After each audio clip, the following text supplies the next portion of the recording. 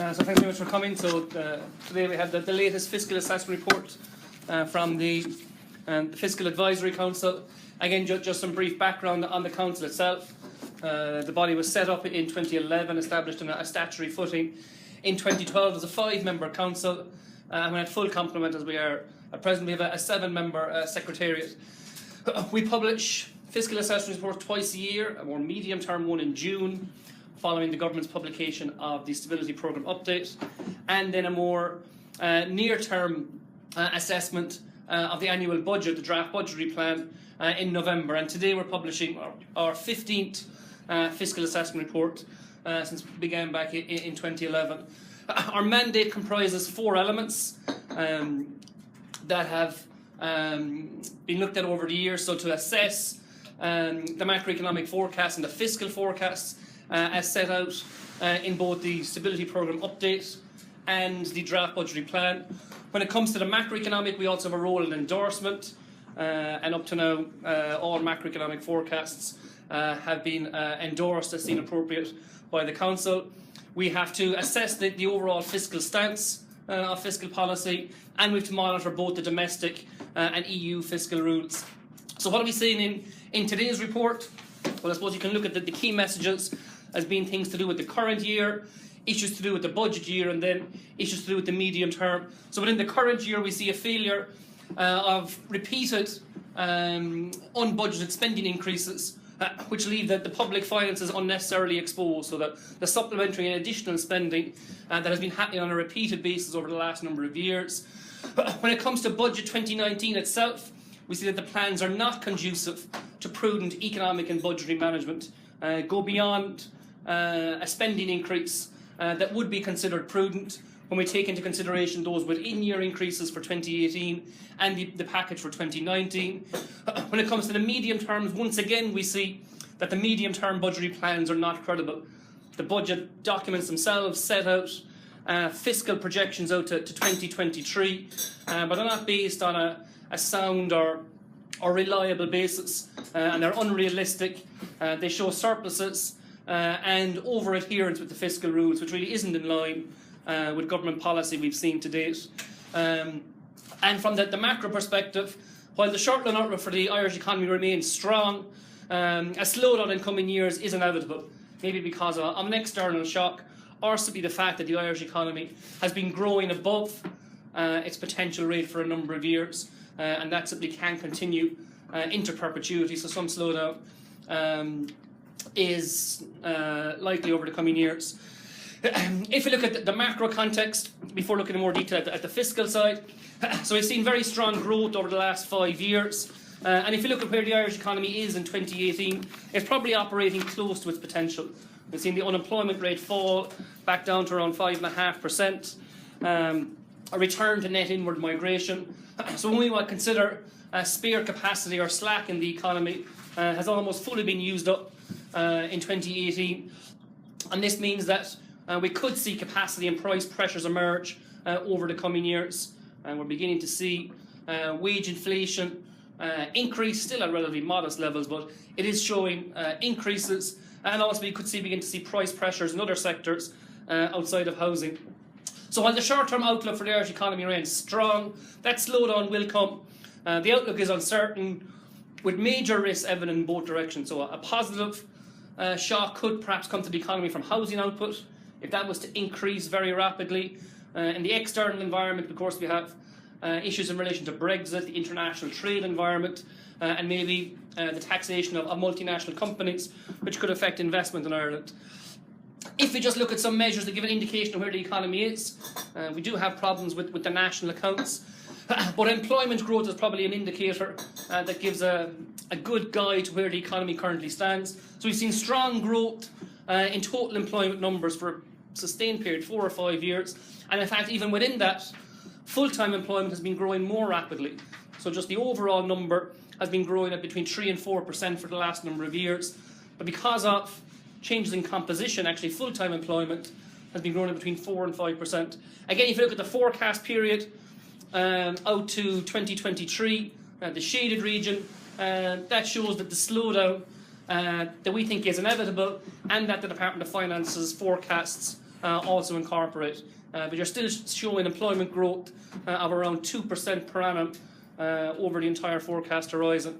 If you try to look at measures of activity, because of all the complications of the multinational sector, we have to strip quite a lot out. But we do have a measure called underlying domestic demand, which looks at household consumption, government consumption, and investment, stripping out intangible assets and aircraft for leasing. And that has been growing strongly again over the last 4 or 5 years. In real terms, growth of around 5%, and growth of around 4% forecast out over the investment horizon. Very strong growth over the last period, and then is expected to continue over future years. Just looking at the position of the economy and the cyclical position, IFAC, the Department of Finance, the European Commission, and various bodies look at what's called the output gap, the difference between actual and potential. Are there unused resources in your economy? Maybe perhaps most readily visible when it comes to unemployment. And we have our own estimates of the output gap that IFAC produce, and it probably tells a story that would be familiar to us in terms of where the economy was over the last 10 to 15 years or so. So if the output gap is positive, that means your economy is operating above its potential, perhaps maybe doing too much with unsustainable output in certain sectors. And if the output gap is negative, and then you have unused resources in your economy, there could perhaps be labour that could be put to use, so reflected by a high unemployment rate. So for the 2000s up to 2006, 2007, a positive output gap, perhaps based on excess activity in construction, that ended quite quickly, and the output gap turned negative. And then for the last 4 or 5 years, we see that cyclical recovery. As the unemployment rate fell, as economic activity picked up, that negative output gap was closed. By the time you get to 2018, you're looking at that output gap being closed, and then having a positive output gap over coming years, which does suggest that overheating pressures could begin to emerge. The Department of Finance has also improved their estimates of the economic cycle. It's something we've been looking for the last number of years, and we must recognise the good work that the Department has done in publishing their own estimates. Up to now, the only estimates the Department of Finance published were on the basis of a European Commission methodology, but both ourselves and also the Department of Finance have frequently said that that's not appropriate for a small open economy such as Ireland. So the Department have now developed their own estimates of potential and of the economic cycle, and this should feed into fiscal policy, a sort of a domestic assessment of where the economy is. So we recognise the substantial progress they've made. They published their own estimates of the medium-term economic growth and the underlying state of the domestic Irish economy. And the hope now would be that these estimates can contribute to policy. The Department's estimates are pretty much similar to our own. They have a number of estimates that they have produced. Here we show two, a GDP-based measure, which is their preferred measure, and also one based on domestic gross value added that maybe looks at some of the sectors, stripping out the ones dominated by the multinationals. Again, it shows a similar story, positive output gap up to 2007, 2008, then quite a rapid decline and recovery over the last 4 or 5 years, and a return to a positive output gap over the forecast horizon, 2019, 2020, 2021. So again, indicating that those overheating pressures could begin to emerge over the coming years. If we look for overheating, the Fiscal Council have developed a heat map, sort of a quick snapshot of where the economy is. Are we beginning to see those overheating pressures across a whole range of indicators, whether it's in the labour market, or external balances, on the credit market, or in relation to particular construction and housing markets. And if you look up to 2017, we're not really seeing that significant overheating pressure emerge, anything flashing red. But when we get to the forecast, and we still only have forecasts for 2018 and out to future years, we're beginning to see some indication, maybe in relation to non-residential construction, and its share of the economy is actually above where it was back in 2006, 2007. And as the unemployment rate begins to decline, it's possible we'll see pressures emerge in the labour market. But at present, if you look at 2018, 2019, we're not seeing widespread overheating pressures, apart from the non-residential construction investment. Just its share of the economy is above its long-run average. But given the nature of the Irish economy, the openness of it, the smallness of it, things can change quite rapidly. So wage pressures, price pressures, even credit flows can all change very quickly. So while the outlook might look reasonably benign, given the forecast of where the economy is, caution should be exercised, and that these conditions could change quite rapidly. Then if we turn to the fiscal context, and what have we seen from the budget as published a couple of weeks ago. So if you look at the overall sense of the fiscal situation in Ireland, we're seeing no improvement in the budget balance, excluding interest costs since 2015. That the improvements have stalled. Yes, there was a large public deficit to be closed, but the improvements since then have been very limited. Non-interest spending has increased at essentially the same pace as government revenues. So I'll come to look at the growth rates of spending and the growth rates of revenue, and they pretty much match each other. In fact, if you strip out certain revenue, spending is growing that bit faster. Much of the improvement in revenues may be cyclical or temporary. So we're talking about this strong performance of the Irish economy over the last number of years that's boosted the public finances, both on the unemployment spending side and the tax revenue side. And this suggests that the structural position has deteriorated. If the budget balance is just staying the same and the economy is performing above its trend, well, the structural position is likely to have deteriorated. And it's a worrying pattern, as it means opportunities to strengthen the budget balance during the upswing in the cycle are being missed. That if we had avoided some of the mistakes that were made over the last number of years, we would be in a stronger position to deal with some of the risks and threats that everybody sees on the horizon. So if you look at the overall balance, it must be recognised that in 2009-2010 a huge public deficit had opened, and there was then a successful effort at closing that over a number of years. But then by the time you get to 2015, we see that these improvements have stalled, and that the government balance has largely been unchanged for the past number of years, and this is expected to continue in 2018 and 2019. And one issue with this is if we look at some of the underlying factors that are driving the government balance, and particularly some of the positive tailwinds. So we're seeing no change in the balance, revenue growing, or spending growing at close to the same rate as revenue. But if you look at within the public finances, we see huge tailwinds and things that essentially can't continue indefinitely. So if current rate of policies were to be continued, we would see the budgetary position deteriorate. On the spending side, those tailwinds include interest expenditure because of historically low interest rates, so a declining amount being spent on public debt interest, and equally cyclical unemployment expenditure. So the fact that the unemployment rate has been falling means that the amount of spending going on income supports for the unemployed has been declining. And both of these have been pretty significant tailwinds that are outside of government policy. It's not government policy to change interest rates, and the change in unemployment is outside of a factor driven by government policy, and they've led to significant benefits to the public finances. On the revenue side, it possibly goes without saying at this stage, that we've seen huge increases in corporation tax, and it now makes up a record share of exchequer tax income.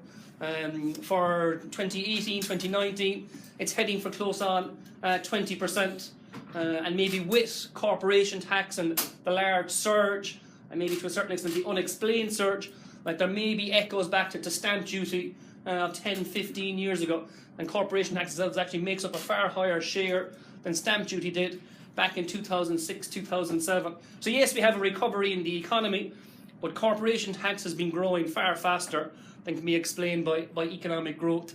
And because of that, there would be doubts about its sustainability and its permanency. If we're not sure where it's come from, we cannot be sure where it will go. Also on the revenue side, if the excess growth is leading to a drop in cyclical unemployment spending, it's also leading to an increase in cyclical tax revenue. More people at work, more people paying income tax. So even if we just look at trend growth, we would expect revenue to be growing. But this is looking at changes beyond that. So the current high growth in the economy, that closing of the negative output gap, has led to increases in government revenue above what we considered sustainable, above what we considered achievable out into the medium and long term, simply because we're recovering from a very deep crisis. That recovery has been quite rapid, so the increase in government revenue has been more rapid than what trend growth would suggest. So if you look at the overall fiscal situation, it may seem relatively benign, no change in the government balance, but those tailwinds can't continue forever. When it comes to interest, there is a limit to how low the interest spend can go. When it comes to the cyclical unemployment, with unemployment back to 5.5%, that's probably as close to an estimate of full employment as is reasonable in this instance. On the revenue side, we simply don't know. Corporation tax could continue to rise, but unlikely to reach the growth rates we've seen in recent years.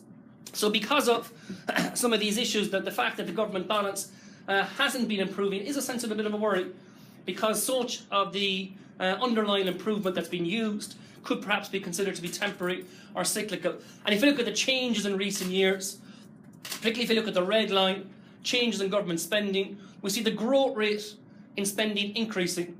So you have the period of consolidation, austerity, closing the deficit.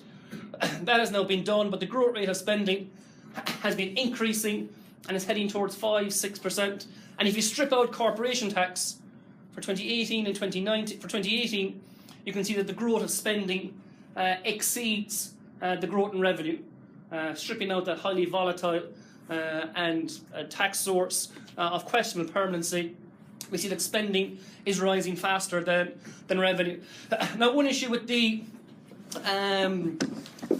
growth in spending is that we do recognise it has been matched by some tax increases.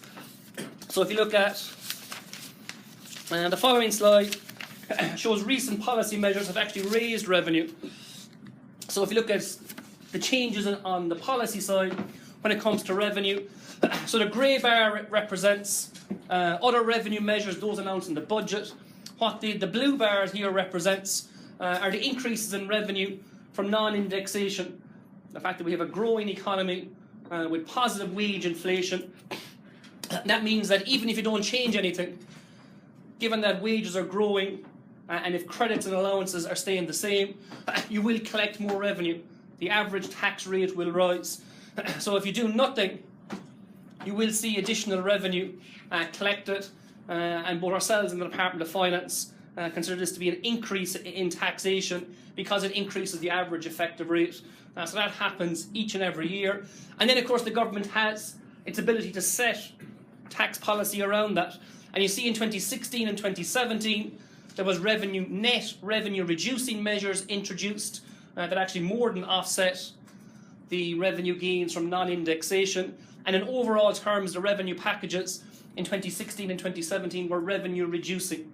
There was a net reduction due to the measures introduced, even offsetting the revenue gains from non-indexation. But if you look at 2018 and 2019, even though we're saying spending growth is increasing, to some extent, that is being financed by revenue increases. So in 2018, you had the increase in commercial stamp duty, the largest revenue measure introduced in that year. And in 2019, we have the increase in the VAT, the removal of the 9% VAT in the hospitality sector. So both of those have been adding to revenue, and they are sustainable revenue sources. They should be based on accurate and sound costings, but because their revenue increases, they actually add to the resources available. So although we're showing spending rising rapidly or growth increasing, to a certain extent, some of it has been covered by a change in the revenue impact of the budgets over the past number of years, like commercial stamp duty and the change in the VAT rate for the hospitality sector. So what we've incorporated and devised for this fiscal assessment report is try to get a measure of the impact of policy on government spending. So we have a new measure, real net policy spending. So we're looking at policies on the spending side and policies on the revenue side. And can we assess the impact of them? So trying to strip out things that might affect levels of spending that the government has little or no control over. So some of the adjustments made are things we referred to earlier. Looking at the level of spending excluding interest costs. That's not changing because of government policy. Look at the level of spending excluding the estimated costs or saving on unemployment benefits due to the cycle. Again, that's not changing due to government policy unemployment benefits, it's changing due to the economic conditions. Then take into account discretionary revenue measures, so these tax increases or tax reductions, and then look at what's happening to the overall level of spending and attribute that to government policy. We can see the rapid increases up to 2007, 2008 based on unsustainable revenue sources. Then it had to be corrected. We have the correction that took place with expenditure cuts, real net cuts through the period up to 2014. And then for recent years, we're looking at real growth in net policy spending of around 5%. And one view of this is that it's relatively high compared to what you might think the real sustainable growth rate of the Irish economy is. Most estimates would probably put it in the range of 3 to 4%. We're seeing a period of real increases in policy spending, fiscal policy spending, of around 5%. It is due to slow down in 2019 to 3.5%. Slap bang in that range you might consider sustainable. So you think the real growth rate might average 3 to 4%. For 2019, it is due to reduce to that. But we've seen that before. If you look at what was supposed to happen in 2018, it was supposed to be 3.5%. But because of the unplanned and within-year increases in spending, that's actually risen up above 5%. And there's probably good reasons we believe that, even though a planned rate is set out at 3.5% for 2019, the outturn is likely to be higher, given things that may happen. So recent years we've seen pretty rapid growth in net policy spending. To a certain extent it has been covered by these huge tailwinds, the interest, the unemployment, the corporation tax, the cyclical revenue. That means it's not showing up in the overall government balance. But if you look and see what's happening in more detail, you do see some issues such as this. So if you look at the primary balance, which is the government balance excluding interest, you can see it's been virtually unchanged for a period of 5 or 6 years at around 2.5 percentage points of GNI star. So the government is running a relatively solid and stable primary balance. But because we're going through a cyclical upswing, if the government is running an unchanged primary balance, the cycle should be leading to an improvement. Those lower unemployment expenditures, those higher tax revenues, if you just let public policy spending grow at a sustainable rate, that excess growth should be leading to an improvement in budgetary conditions. So in fact, if we control for the cycle and look at the structural primary balance, try to strip out the economic cycle, using both the Department of Finance's measures, their GVA measure and their GDP measure, we see a deterioration. So net policy spending is growing faster than the sustainable growth rate of the economy. You could argue that fiscal policy is offering a stimulus to the economy. It's growing above the long-term potential rate, and that, to a certain extent, has been reflected in this deterioration of the structural primary balance. So we're not allowing the benefits of the cyclical upswing in growth to appear in the public finances. We're pushing it out through policy spending, and it's showing up in a deterioration in the structural position. And this is against a backstop, or backdrop even, there's too much talk about backstop in the current environment, of our high debt. It is there in the background and it hasn't gone away. Ireland has one of the highest public debt ratios in the OECD. So if you look at net debt, it's around close to 100% of GNI star. For the set of countries we have here, it's looking at being the 5th highest. Only Portugal, Italy, Japan and Greece have higher net debt to national income ratios. It may look relatively benign if you use GDP, but anybody who's using GDP as a debt measure for Ireland isn't getting an appropriate picture of our debt position. So we continue to have a high debt. Yes, it is declining, but potential for risks, shocks, do mean that we are somewhat exposed given the high debt that we're already carrying. Our borrowing capacity could be reduced, and the high level of debt does leave us exposed to interest rate increases, although that's an issue that isn't set to arise over the medium term. So the debt ratio is declining, but it could potentially stall, and a shock could see the debt rise to much higher levels again and it wouldn't take a significant shock to have the debt ratio stop falling and even begin to increase. So debt is fragile and vulnerable to a number of external shocks. So we do show a number of illustrative debt shocks in the report. And here is a growth shock and the impact a lower growth could have on the debt, given the likely outcomes for the public finances and the impact on that. So the gross debt rising back up to 120% of GNI star by 2023 is shown under one of the illustrative debt shocks. It's not necessarily a prediction, just an indication of the impact that some shocks could have on the level of debt. For the past number of years, we've seen a repeated pattern of within-year spending increases. So plans set out in the budget and need to progress through the year, those plans not being adhered to, and even before we get to the budget for the following year, we're getting increases for the current year. And if we look at the increases that happened over this period 2015 to 2017, so you see the actual government balance is what happened. But if those spending increases didn't happen, if plans within years were stuck to, and there could be reallocations, so if one department wishes to spend more, you could have that absorbed by savings elsewhere, or you could have increases in revenue to cover those additional spending increases. If those within-year spending increases hadn't happened for 15 to 17, we would be running a relatively a modest surplus for 2019, just around 1% of GNI star, which may be an appropriate position given the cyclical growth we've seen, the risks that are on the horizon, and the fact that we likely will want to increase government spending and borrowing in the future rather than doing so now. One area that has been a regular,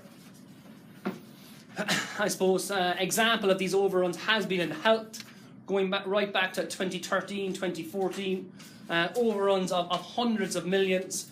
You're looking at close to an average between 400 and 500 million over that period here. And one issue is that these overruns are permanent and long-lasting. It's not one-off increases, and it's not dragging spending from the future into the current year. So we do see overruns, say, in education, but a lot of those tend to be to do with superannuation, that they've incorrectly predicted the number of people in the education sector who are retiring. So they get a bounce in the lump sum payments being made. But essentially what's happening there is expenditure from the future is being dragged into the current year. So that's not a long-lasting and permanent increase. But in health, we're not seeing these issues. It's not people retiring that are driving the overruns, it's people being hired. So an increase in the number of workers. And between 2014 and 2018, the number of people hired in the health sector will have risen from 100,000 to 120,000. And a lot of that has happened through these unplanned, unbudgeted for increases over the last number of years. So we do need to improve the adherence to budgetary plans right across the fiscal area, but more particularly in the area of health. Simply given the size of it and the scale of these overruns relative to other departments. So health spending for 2019 is estimated to increase by a further $1 billion. So there's $1 billion scheduled to rise to $17 billion.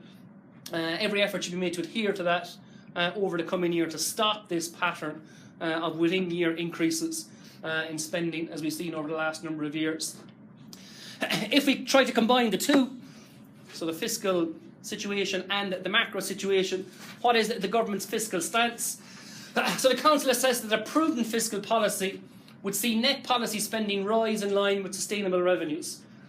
The growth rate of spending in net terms, taking account of tax revenue or tax measures, is in line with the sustainable revenue of the economy.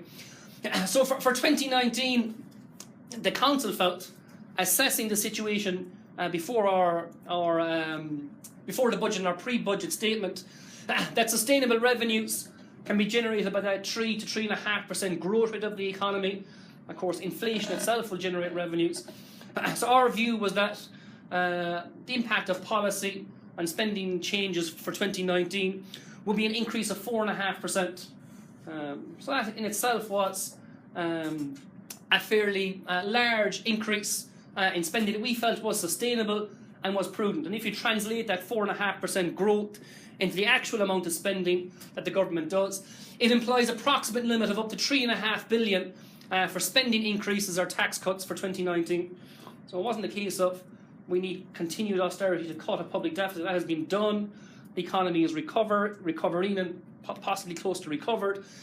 And if it continues to grow at a sustainable or trend rate, maybe 4.5% spending increases out over the medium term will be possible. And we said that would lead to 3.5 billion of increases for 2019. We also said that if additional spending measures are to be addressed in 2018 beyond the amount set out in the summer economic statement, these should be funded by additional, or for 2019, these should be funded by additional tax increases or through reallocations of existing spending. So the within-year increase, that should be for 2018. And the government should reinforce its medium-term plans to ensure these are credible. So the government sets out expenditure ceilings for all the departments on a 3-year basis, but each and every year they're revised up. They are not credible and not done on a realistic basis. So they said the health spending ceiling for 2019 is 17.1 billion. If you look at the government's expenditure plan, the ceiling for health in 2020 is 17.3 billion.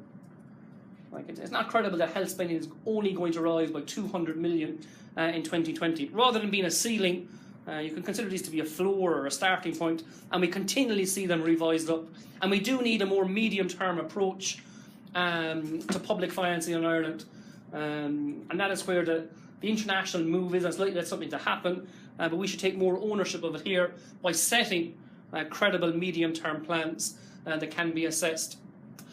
For 2018, the government decided to increase spending by a further 1.1 billion beyond what was originally envisaged. And that was envisaged just 4 months earlier in the summer economic statement, largely due to health overruns, but there was increases across a number of departments.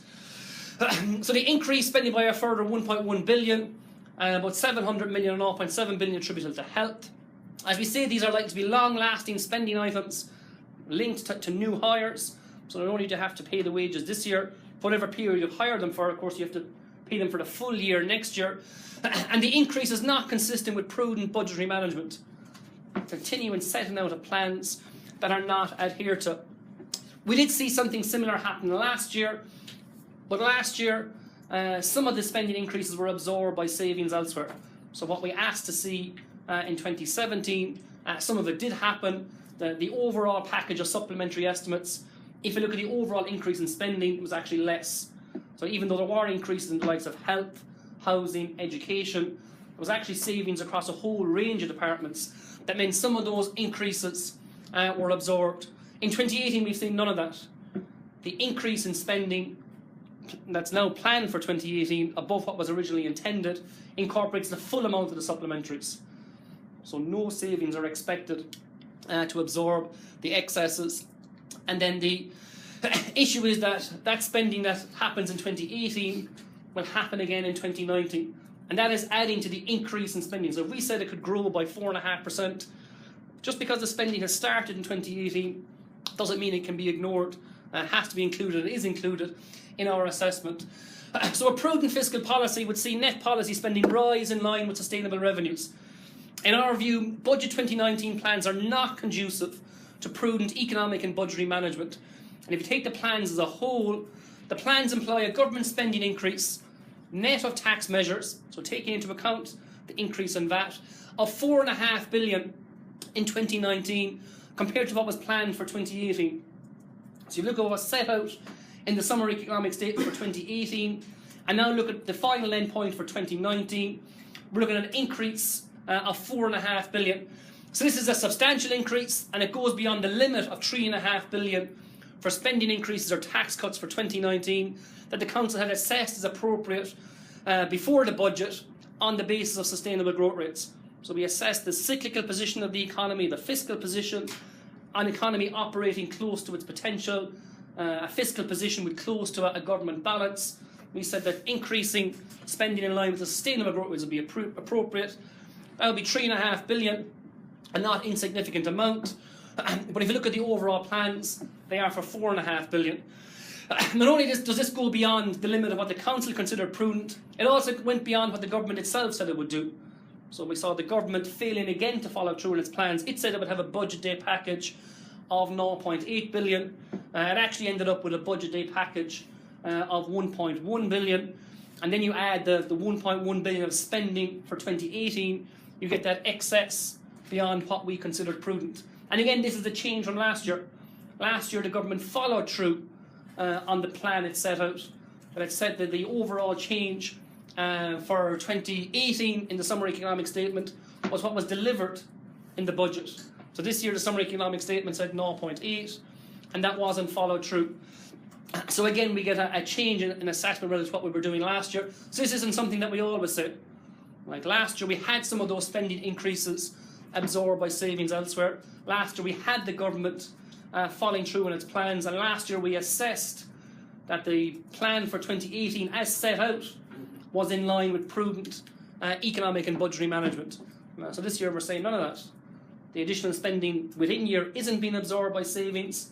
The government hasn't followed through on its intended budget day package, and the overall package exceeds the level that the Council assessed to be in line with prudent economic and budgetary management. So if we do see things that are in line with our advice, we will say it. And if we see things that are not in line with our advice, equally we'll say that. So there is a different message for budget 2019 compared to what we said last year for budget 2018.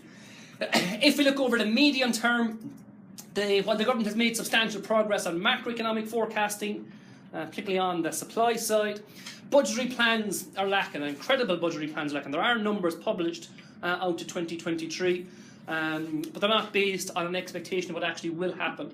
So medium-term budgetary plans are not credible, and previous medium-term objectives have been effectively dropped. So previous commitments to outperform the requirements of the EU fiscal rules and to reduce the debt to 55% of GDP over the medium term, itself an insufficiently ambitious target because of the measurement issues, and one with no clear timing, are no longer referenced.